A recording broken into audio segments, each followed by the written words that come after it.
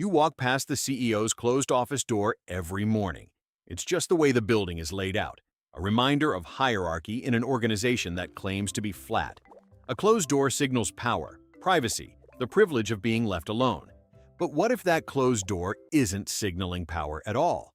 What if it's signaling incompetence, and the entire building is designed to keep you from noticing? The answer is called the Peter Principle. And in the next 12 minutes, I'm going to show you why it's not a bug in the system. It's a feature. The system is engineered to promote people to their level of incompetence, then hide the cost. And the CEO's closed door? That's the final layer of the trap. Think about your own company. You've seen it. The manager who was a brilliant salesperson, promoted to run the sales team, and now everything is chaos. The engineer who coded flawlessly, made director, and now can't manage a meeting.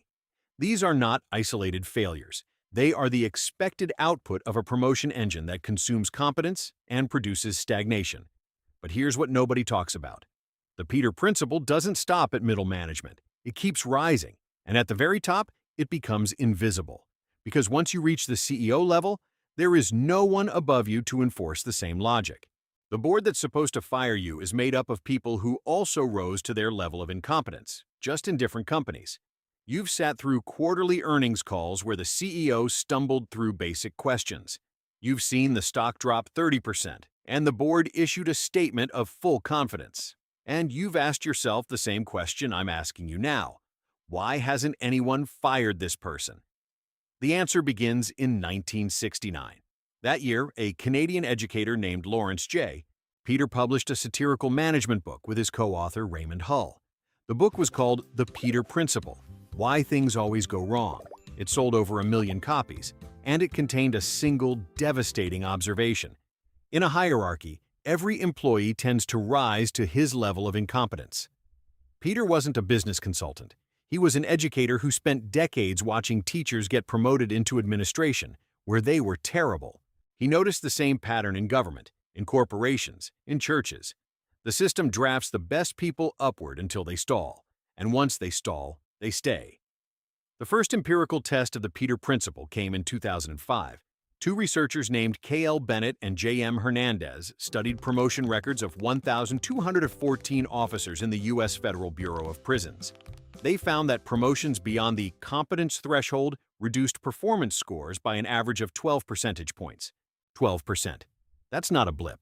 That's a structural failure. So if the Peter Principle is real, and it's been documented for decades, why doesn't the system correct itself? Why does the bad CEO stay? The first layer of the trap is selection bias. Companies do not hire the best leader. They hire the person who performed best in the previous role. That sounds reasonable until you understand the math. If you promote the top 10% of performers, you systematically remove the people who were good at the job and replace them with people who have never done the job before. The system creates its own instability. But that's just the surface. The second layer is the Dunning-Kruger effect, which is the cognitive bias where incompetent people overestimate their ability. A 2011 study by Kruger and Dunning, yes, the same Dunning, found that people in the bottom quartile of performance rated themselves in the top third. So the person who actually can't do the job is the least likely to know they can't do it. And the person who can do the job sees the gap and doubts themselves. You've seen this. The loudest voice in the meeting is often the most wrong. The person who asks the most questions is often the most competent. And the person who defers to the CEO's strategic vision is afraid to say the real thing, that the vision is random, driven by the same monkey brain pattern recognition that got them promoted in the first place. The system protects the incompetent leader. It does so through board passivity, through social norms that make disagreement feel rude, and through the simple fact that everyone in the hierarchy is also afraid. The CFO doesn't want to tell the CEO they're wrong, because the CFO also rose to their level of incompetence and knows they could be next.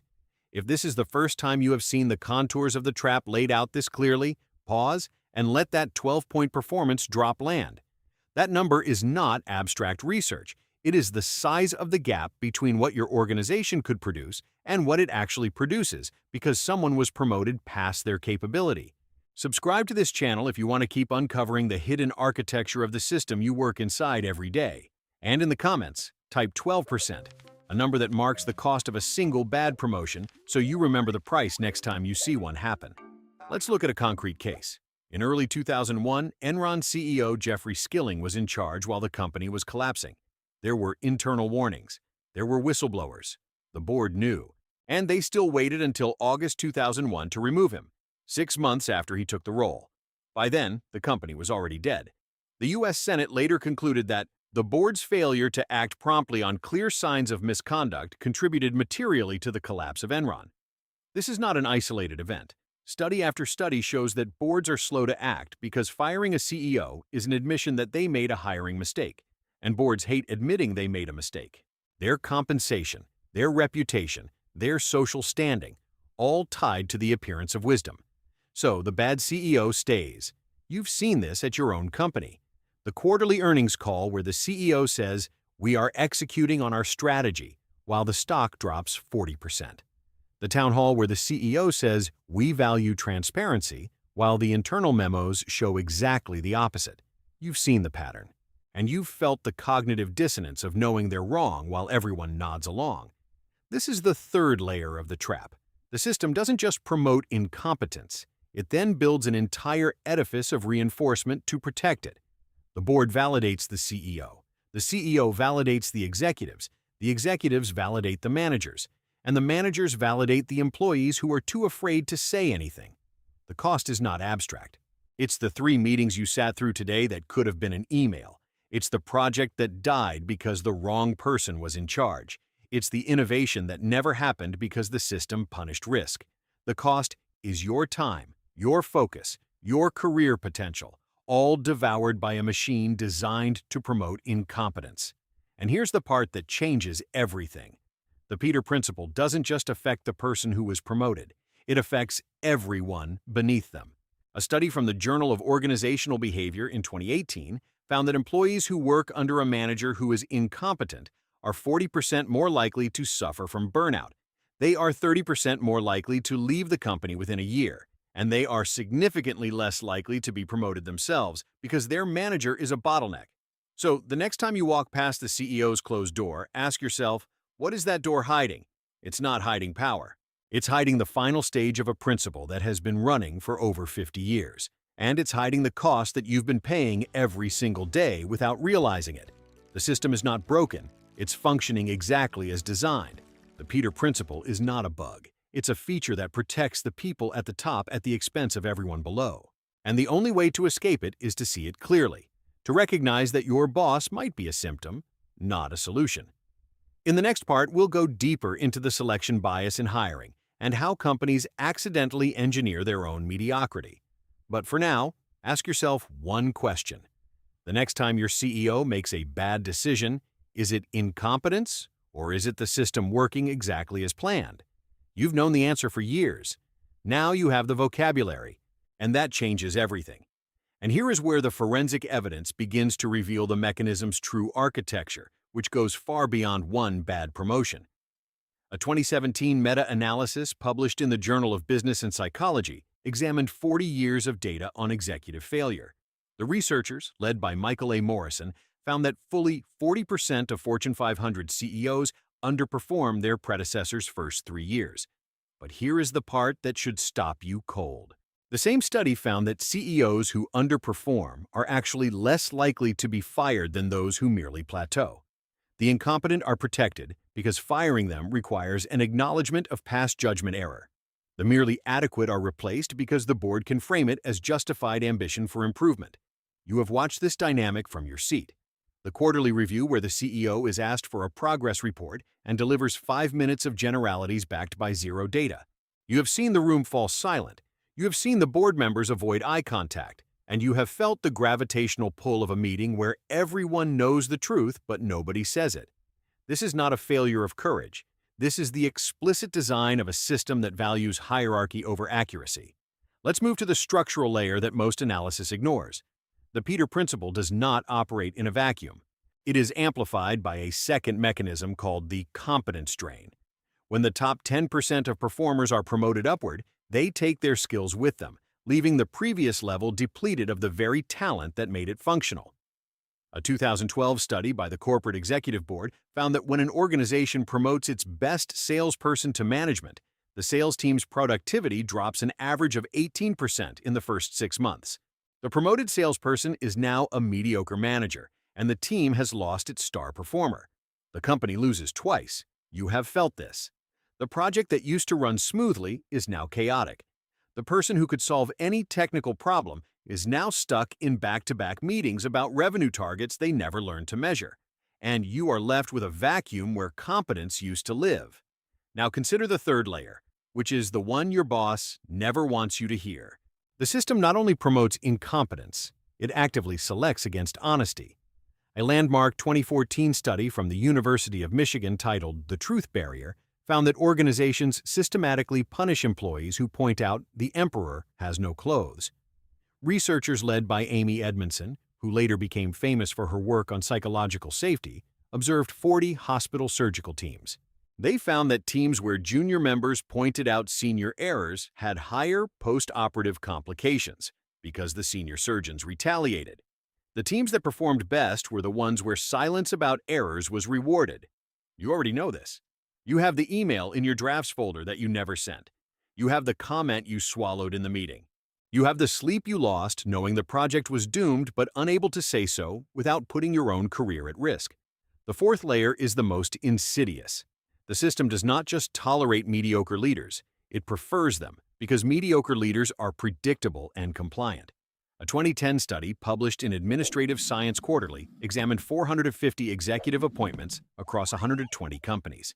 The researchers found that candidates rated as high vision and high competence were 3 times more likely to be rejected for executive roles than candidates rated as steady and reliable. Boards hire for safety. Safety looks like someone who will not disrupt the existing power structure. And here is the part that changes everything. That same study found that steady leaders underperformed visionary leaders by a statistically significant margin over 5 years.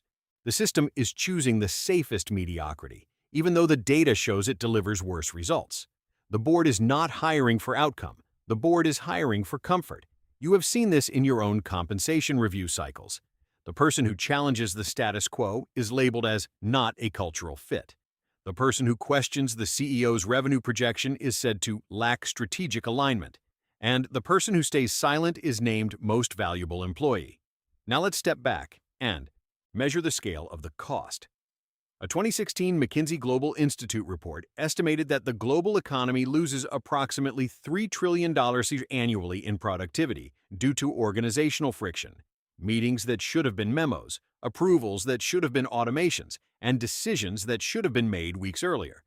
But here is what the McKinsey report does not calculate: the cost of wrong decisions made by people who have no business making them, the CEO who chooses the wrong acquisition, the executive who greenlights a software implementation that fails for 6 months, the manager who hires a friend instead of the best candidate. Each decision adds a tax, and you, the person who does not rise to your level of incompetence because you are too good at your current job, you pay that tax every single day. Your time, your energy, your focus, all consumed by the ripples of promotions that should never have happened. Now we reach the layer that explains why you are still watching. The Peter Principle has a matching mechanism called the incompetence bubble. Once a hierarchy reaches critical mass of leaders at their level of incompetence, the entire organization begins to self-select for that incompetence. New hires who are competent are seen as threatening. They are marginalized. They are pushed out. The ones who remain are the ones who learn to be quiet and smile. The ones who remain become the Peter Principle's greatest defenders. You have seen the casualties. The brilliant junior analyst who left after 6 months because the veteran manager who could not read a spreadsheet kept assigning them to irrelevant projects. The senior engineer who quit because the technical director was unable to understand modern architecture. And then the bubble completes its seal. The remaining workforce is perfectly adapted to mediocrity. They know the language. They know the rituals. They know how to express maximal confidence while delivering minimal results.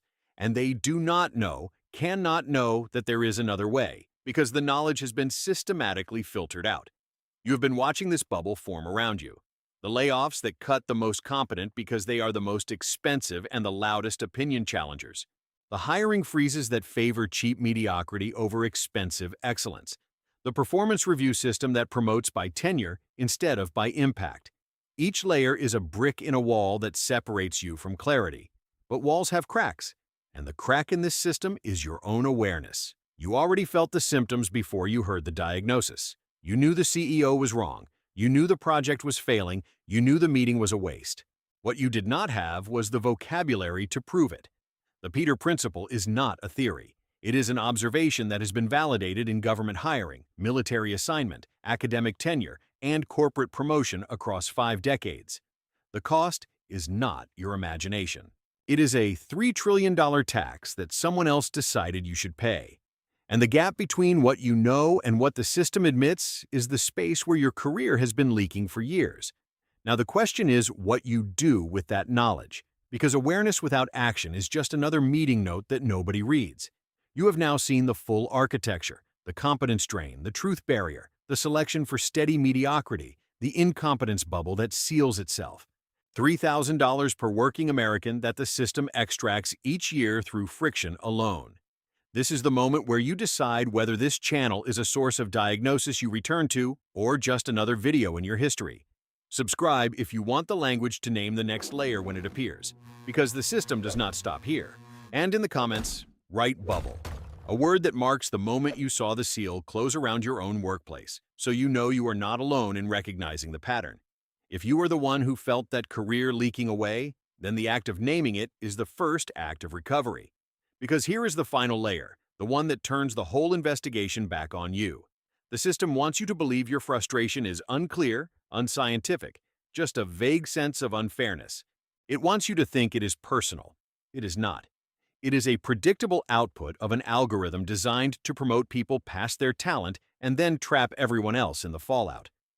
Naming the Peter Principle in your own company changes the game. It transforms a humiliating meeting into an observation of a structural inevitability. It turns a bad decision from an attack on your competence into a data point in a 50-year-old pattern.